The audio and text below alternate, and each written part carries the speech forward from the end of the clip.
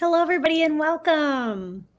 We are going to be talking about how to set up a digital citizenship classroom as we head back to school. My name's Jennifer E. Hall. I'm Senior Regional Manager at Common Sense Education. And with me today is Daniel. Hi, Daniel. Hi, Jen, and hi, everybody. My name is Daniel Vargas, and I'm a program manager at Common Sense Education. I'm one of the people in charge of creating the content that you all use. And Awesome. I am very excited to be here with you today because I get to share one of our latest products that we're releasing, a video series called Digital Connections. Now, before I dive into telling you what this video series is all about, I actually want you to get a feel for itself. We have a little teaser prepared for you. It's important to be mindful of where, when, and how we're using technology. Not to mention, being behind a screen sometimes makes people say or do things they wouldn't say in person. I think going over my old photos will help me think more about how I want to use tech with purpose. I think it's more about connecting with balance and paying attention to what you're doing online and how it makes you feel. So we can create healthy digital habits that make us feel good.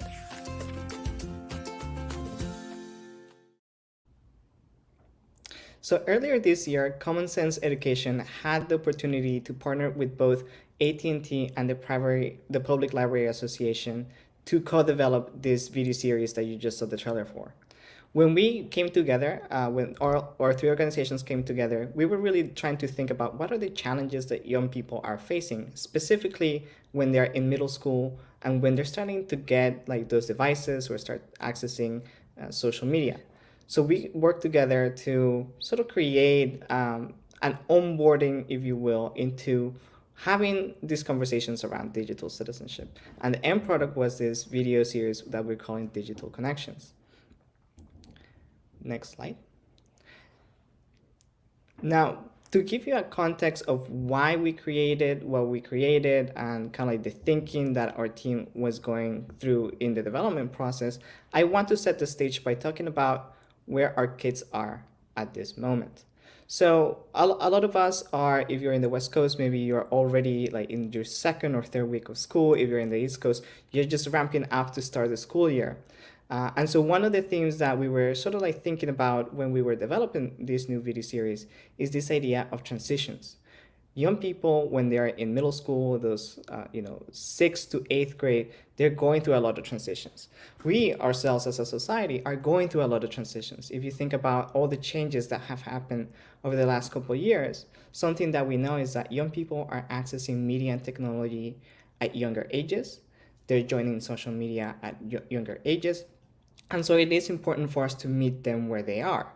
So when we were developing this video series, we were thinking about those transitions and also thinking about, those times of the year where we need to create bridges to be able to foster and start those conversations about what it means to be an ethical digital citizen. So just to give you a few ideas of the specific types of transitions that we're trying to address with this video series. One of the things that I want to highlight is that if you are a middle school teacher, specifically teaching like 6th grade students, one of the things that I want you to keep in mind is that digital life does not stop when summer break comes on, right? So kids are gonna be on their devices. So this is a summer where kids are developing a lot of those habits of using technology that will deeply impact them throughout the school year. Some students might have gotten the first device.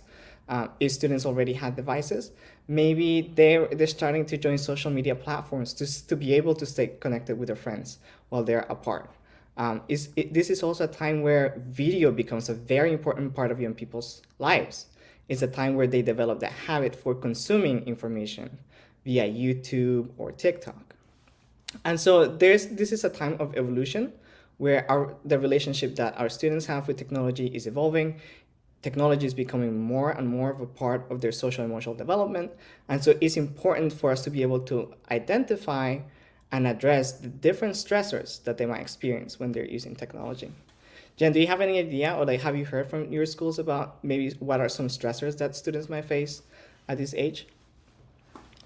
Media balance is always a stressor in terms of even the transition from having a little more free time over summer break and then heading into the classroom and respecting and adjusting to the educator's classroom culture as to how often they can pull out their phone, if they can pull out their phone or device.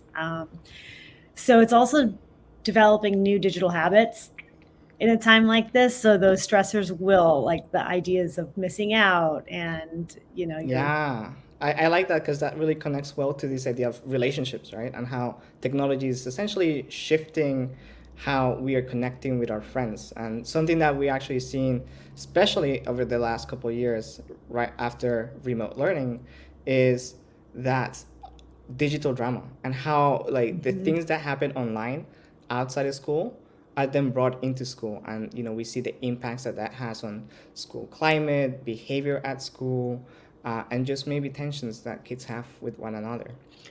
Oh, yeah. When something's happening and going on digitally with drama, there is not going to be much learning going on in that classroom during that time period. And so equipping educators with those teachable moment strategies to walk through, what the drama is and if it can be resolved so learning can happen. And that's where like digital connections really comes in. If we could go to the next slide, one of the goals of this video series is to help educators really create a strong foundation of digital citizenship. And what does that mean? That means essentially what Jen and I have just been talking about. It means addressing the specific stressors that students encounter. So being able to talk to them about media balance in their life, about what digital drama is, like what types of information are you consuming. It also means helping them or creating a space where you're able to make digital citizenship not just one thing that you might teach at the beginning of the year, but but an ongoing conversation that you could have throughout the year. Because we know digital stressors will come at any point during the school year, not just the start of the year. And so it's important for us to make this an ongoing conversation. And then the last thing that we were thinking, and as I mentioned, we have these amazing partners. We have both AT&T and PLA.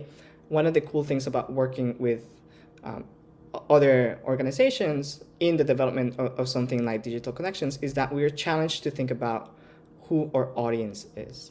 And when we were developing Digital Connections, we were trying to sort of balance how do we make this a resource that's useful to as many people as possible. And one of the things that we really were intentional about was making this something that parents could use with their own students. And so for you as an educator, this is a tool that you could use to strengthen that school to home connection that is so essential. And then I just wanted to note that by working also with the Public Library Association, we were thinking about this audience of librarians that we know are so essential to our communities, both in school, but also the towns and cities that we're a part of. And so we were actively thinking about how can we create something that could be used by librarians to promote digital literacy and digital well-being. Now, I'll dive a little bit into what Digital Connections is, just to give you an idea of what you should expect when you use this tool with your students. So Digital Connections as a whole is a video series. It's made out of 6 different videos addressing 4 key themes or ideas: media balance, online kindness, staying connected with vigilance, and then using technology with purpose. And so we have these 4 big themes that are all deeply connected to our own digital citizenship framework and the 6 topics that we use in our lesson plans. And so these are kind of like great snip videos that allow you to start those conversations before you teach digital citizenship. We do have some tips for how to use this, or how you could actually implement this in the classroom. The first idea that we have for educators is that you could use this as an onboarding to DigCit. So this is the idea that at the beginning of the year, you could assign this video series to your students so that they could have like an introductory or an introduction to some of these like themes around digital citizenship, to ideas Like, what is a habit? What does balance mean? What is digital drama? What is cyberbullying? Or what is disinformation online? How do you keep yourself safe when you get a new device? So you could use this before you teach any digital citizenship lessons, just to get the conversation started. One of the cool things about digital connections is that the video series is set up so it's not all people or adult people talking down to kids about how to be safe online. It really is about two best friends learning together how they could thrive in their digital life. So that's one tip. The second tip that we have for you, and this is very cool. If you go to Common Sense Education / Digital Connections, you'll be able to see an educator guide. So we prepare an educator guide that tells you all about this new interactive, and it gives you ideas for how this is connected to a digital citizenship curriculum. So the second tip that we have is for you to use this tool in conjunction with our digital citizenship lessons. So you could use it as a preamble to a lesson, just to get students in the mode of thinking about digital citizenship and opening up about the issues that they experience online. Or you could use it as an extension to a digital citizenship lesson, so you could continue this conversation for multiple weeks or throughout the year. Lastly, and this is the idea of, how do we make this something that's usable to different audiences? Our third tip is that you could actually use digital connections as a family engagement resource. This experience is built to be able to be co-watch. So this is something that educators that students could watch with their parents, and in a way it helps it helps parents actually be able to meet their kids where they're at and start those conversations that are oftentimes kind of hard to start with young people. And so you could assign this video as a watch at home activity. And we're very excited about this use case. What do you think, Jen? Oh, Daniel, this is fantastic. I'm so excited. I've been sharing it with some of my educators across the country. And one of the things that came up in terms of engaging families is there are a lot of districts that are going back to school and hosting in-person family events. Like whether it's back to school night or curriculum night or, meet the teacher, your first PTA family engagement meeting, which is really exciting to have everybody coming back into these buildings and hosting things. And I just feel like this could be a really great family engagement piece in person in a school, where everybody's together co-watching and discussing at tables with other families, because we all know parents love talking to parents. And you just reminded me of something actually that I should have mentioned at the top of the presentation, and that is just thinking about all the work that teachers are putting in preparing for back to school nights, and how a lot of what we have to think about is accessibility and inclusion. One of the things that I'm most excited about with this video series is that we actually were able to dub all the videos and the interactive video player into Spanish.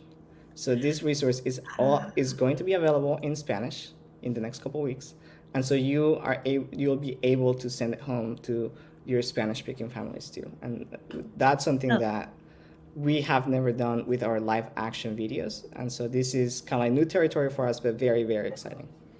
That is very exciting. Yeah, that will help us reach a much broader audience, which is always a great good thing. And otherwise, the entry point. It's a great entry point no matter what. It's quick, it's easy, it's turnkey. It's a good conversation starter, as you mentioned before. Sometimes we want to talk about it. We don't know how to talk about it or what to talk about. So these videos are going to answer those questions. I just had one question. They can also be done out of there's no specific order, correct? You can cherry pick and they'll all make sense and in whatever order you choose.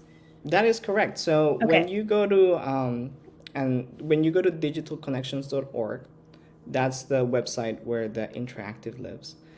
You'll be prompted to either continue watching the video series or to start a new session. And once you're there, you're able to select any video you want. So you're never gonna there's no prescriptive approach to what videos you show first, or the fact that you don't even need to show all of them. You could just kind of like cherry pick what makes sense for your students and for your particular classroom situation. That's fantastic. Voice and choice. It makes it a lot more easy to reach and cultivate the community that you want to cultivate within your school and district. Awesome. And this is free, right? Can be found at commonsense.org/education/ we'll put that up one more time, digital connections. We thank you so much, Daniel, for coming in and just sharing this new resource. It's a hot link, maybe I should say that, where people are going and visiting and checking this out. The videos are so well done and the content is really easy to deliver, whether you're a new teacher diving into this or a seasoned educator that's been doing this for years.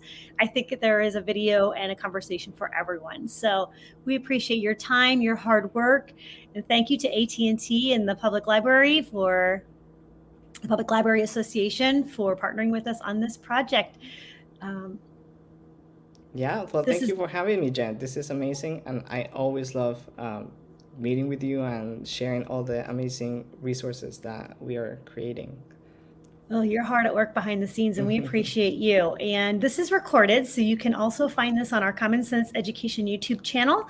If you had some friends that maybe couldn't be here, you can download it and share it out that way. So we thank you again for being here. We'll see you next time.